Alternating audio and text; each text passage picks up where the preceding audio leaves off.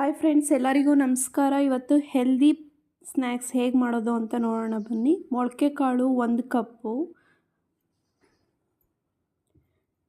ಈರುಳ್ಳಿ, ಕ್ಯಾರೆಟು, ಈರುಳ್ಳಿನೂ ಸಣ್ಣದಾಗಿ ಹಚ್ಕೊಂಡಿದ್ದೀನಿ, ಕ್ಯಾರೆಟು ಮತ್ತು ಸೌತೆಕಾಯಿ ತುರಿದಿಟ್ಕೊಂಡಿದ್ದೀನಿ, ಟೊಮೆಟೊ ಸಣ್ಣದಾಗಿ ಹಚ್ಕೊಂಡಿದ್ದೀನಿ, ರುಚಿಗೆ ತಕ್ಕಷ್ಟು ಉಪ್ಪು, ಕೊತ್ತಂಬರಿ ಸೊಪ್ಪು, 1 ನಿಂಬೆಹಣ್ಣು, ಹಸಿಮೆಣಸಿನ್ಕಾಯಿ.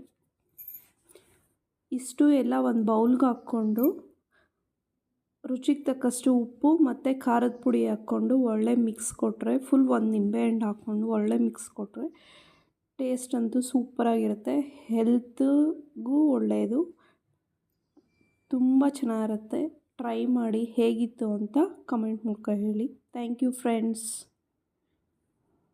ಎಲ್ಲರಿಗೂ ನಮಸ್ಕಾರ.